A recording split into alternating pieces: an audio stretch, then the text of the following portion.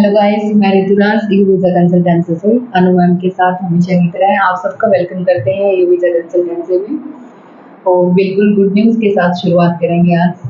और mostly crochet के visa हम दिखाते हैं। अभी जो नई कंट्री सेनेगल में ऐड हुई है, अभी भी आप समझ गए होंगे, बुल्गारिया कंट्री की मैं बात कर रही हूँ। और अभी अपने पीछे बहुत सारी वैकेंसीज भी निकली थी सीजनल की, लॉन्ग टर्म की। तो काफ़ी सारी वैकेंसीज जो आई हुई थी और जिनमें काफ़ी सारे बच्चों ने अप्लाई किया था।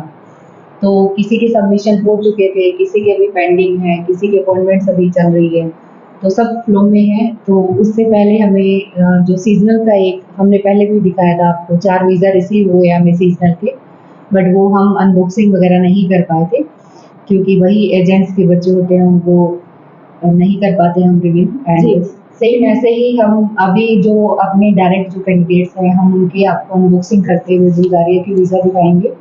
हमेशा हमने आपको क्रोशिया का ही दिखाया है, आप देख सकते हो। वो कल ही रिसीव हुआ था, अनबॉक्सिंग आज करेंगे इसकी।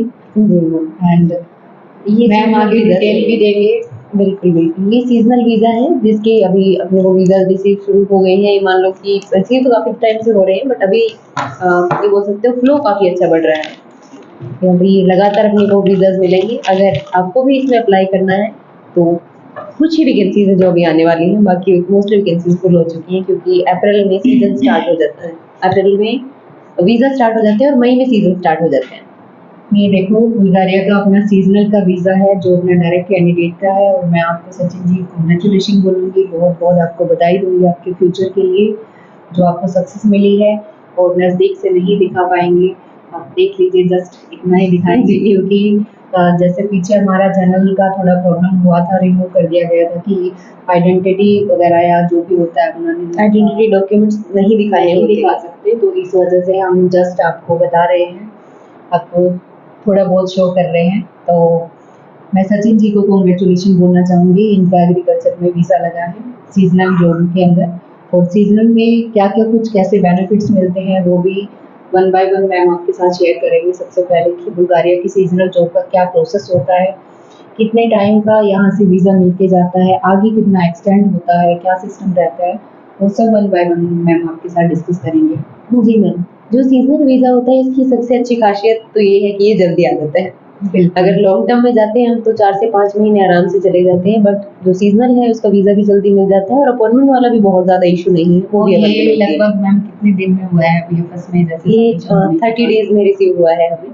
पहले तो बहुत जल्दी हो गया था, 8 डेज में हो गया था, बट बीच में कुछ रूल्स चेंज हुए, जैसे अभी सीजनल की कैटेगरी ऐड की गई है, तो उसकी वजह से बुल्गारियन जो एम्बेसी है उसमें कुछ टाइम के लिए काम रोक दिया गया था, इस वजह से डिले हुआ है, अदरवाइज बहुत जल्दी आ जाता है। और अभी एक चेंज भी आया, जैसे इनका सबमिशन बिजनेस वीजा में पहले होता था, जो अभी तो एक सीजनल की कैटेगरी अलग से रख दी गई है।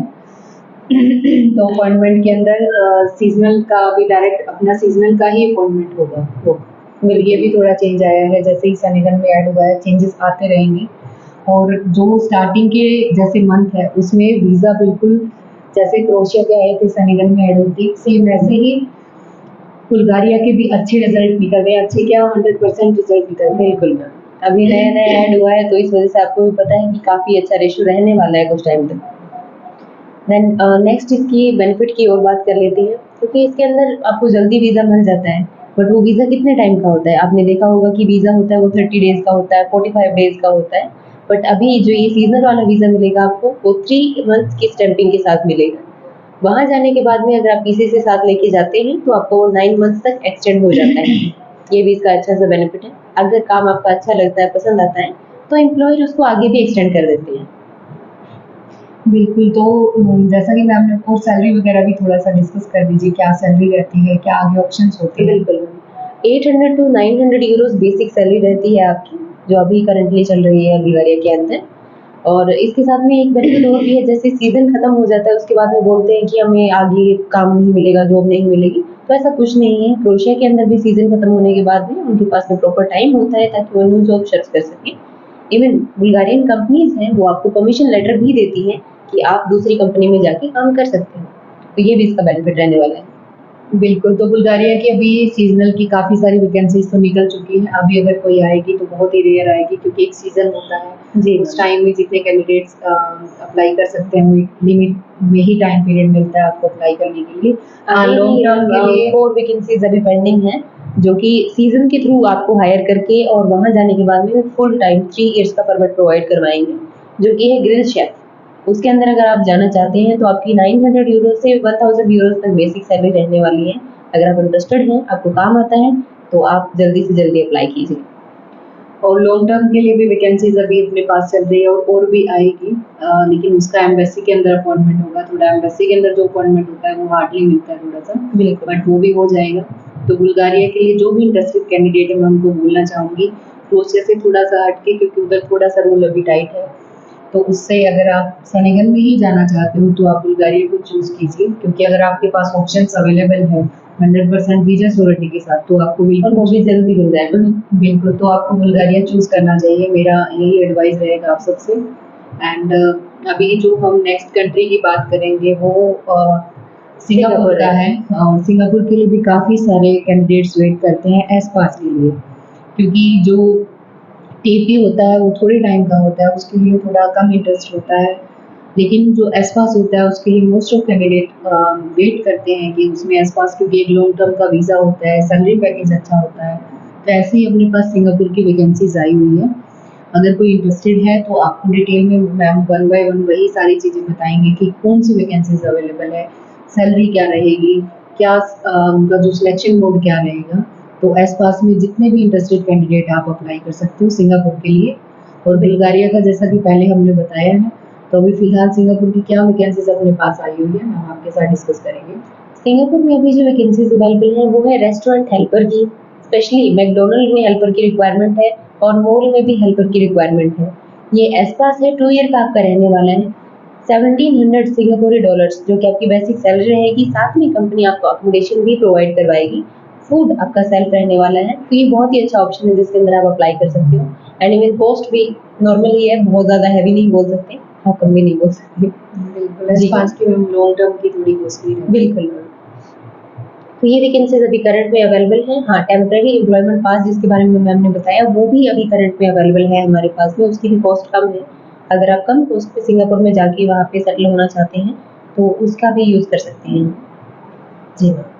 तो सिंगापुर के लिए और बुल्गारिया के लिए इंटरेस्टेड कैंडिडेट हैं, आप जो स्क्रीन पे नंबर दिया गया है वहाँ कॉन्टैक्ट कर सकते हो और बाकी सारी वैकेंसीज़ भी साथ के साथ अपडेट होती रहती है और दूसरा फीस स्पीकर के लिए भी अपने पास क्रोशिया की वैकेंसीज़ आई हुई है। जिसको भी काम आता है अच्छे से परफेक्शंस के साथ तो वो भी अप्लाई कर सकता है। क्रोशिया के लिए भी अच्छा ऑप्शन है आपके पास, उसमें कंडीशंस भी नहीं है उसमें कि आप इतनी सैलरी सबमिट करो। तो इंटरेस्टेड कैंडिडेट है चाहे वो बुल्गारिया के लिए है या क्रोशिया के लिए या फिर सिंगापुर के लिए, आप अप्लाई कर सकते हो और साथ में मैं ये और बोलूँगी कि सर्बिया और अल्बानिया अभी जो उनका रिज़ल्ट है बहुत अच्छा चल रहा है, उसमें भी अगर आप जाना चाहते हो क्योंकि नेक्स्ट जो है सेनेगल की दौड़ में अगर मैं बोलूँ तो सर्बिया और साइप्रस दोनों ही हैं। तो उससे पहले ही कम बजट में क्योंकि कम रहता है सेनेगल में ऐड होने के बाद वो बजट हाई होता है। जी। तो उससे पहले आप अपना वहाँ उस कंट्री में जा सकते हैं, आपके लिए अच्छा इवन ये भी चांस एक है। अच्छा चांस होता है मैम, अगर आप यूरोपियन कंट्री में किसी में चले जाते हो तो वहाँ से शेंगन मूव करना ईज़ी रहता है। बिल्कुल, बिल्कुल। यहाँ से कोशिश करने में बहुत मुश्किल होता है। फॉर एग्ज़ाम्पल अगर हम बात करते हैं पोलैंड की, तो अगर आप यहाँ से अप्लाई करेंगे तो डेफ़िनेटली 50% चांसेस है कि आपका रिजेक्शन आएगा। बट अगर आप यूरोप से करते हैं तो बहुत ही अच्छा चांस होता है क्योंकि वहाँ पे रिजेक्शन रेशियो बहुत कम है। और ऐसे ही अपने पास एक और प्रोग्राम आया हुआ है, जाते-जाते फिर वो भी याद आ गया मैम के बोलने के बाद। जैसे इटली कोई इंटरेस्टेड है तो डायरेक्ट इटली का नहीं है, वो विया क्रोएशिया होके है। क्रोएशिया से आपका परमिट आएगा, क्रोएशिया में आपका सिलेक्शन होगा, लेकिन आप जॉब इटली में करोगे। तो आपके लिए ये भी अच्छा ऑप्शन है, अगर कोई इटली के लिए इंटरेस्टेड कैंडिडेट हो तो वो भी आपसे कॉन्टैक्ट कर सकता है। और एक कैंडिडेट ने रिक्वेस्ट की थी कि मैम कुछ प्रेडिक्शन वगैरह जैसे आजकल यूट्यूबर्स करते हैं क्रोएशिया के रिगार्डिंग कि कब परमिट आएगा, कब वीज़ा आएगा। तो वो प्रेडिक्शन नहीं होते हैं, वो आइडियाज़ होते हैं। एक वो काउंट किए जाते हैं डेज़, उसके हिसाब से आपको बताए जाते हैं। आप उसको प्रेडिक्शन का नाम दे देते हो, कोई बात नहीं, बट कोशिश करेंगे ऐसे ही आइडियाज़ या कब तक आएगा या प्रेडिक्शन का भी आपको बताने के लिए। जैसे ही टाइम मिलेगा हम ये चीज़ें भी ऐड ऑन करेंगे इसमें।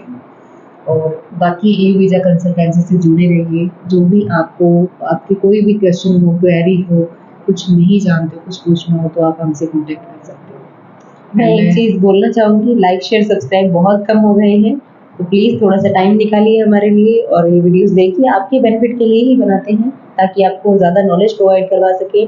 जो हमारे पास में है कम से कम वो आपको प्रोवाइड करवा दें। चैनल रिमूव होने की वजह से थोड़ा-सा वापिस चला गया है मे बी, बट कोई बात नहीं, वापस धीरे-धीरे आएँगे ट्रैक पे फिर से। जी। एंड मैं फिर से सचिन जी को कांग्रेचुलेशन बोलना चाहूँगी और नेक्स्ट वीज़ा भी हम जल्दी ही आपको दिखाएँगे। बिल्कुल। बुल्गारिया का ही होगा, अभी उसी की आएँगी और सीज़नल की अपनी क्रोशिया की भी आनी है, तो वो भी आपको दिखाएँगे। कल 2 बच्चों की सबमिशंस भी हुई हैं मैम, उनको भी कांग्रेचुलेशंस। बिल्कुल and thank you so thank you. Much.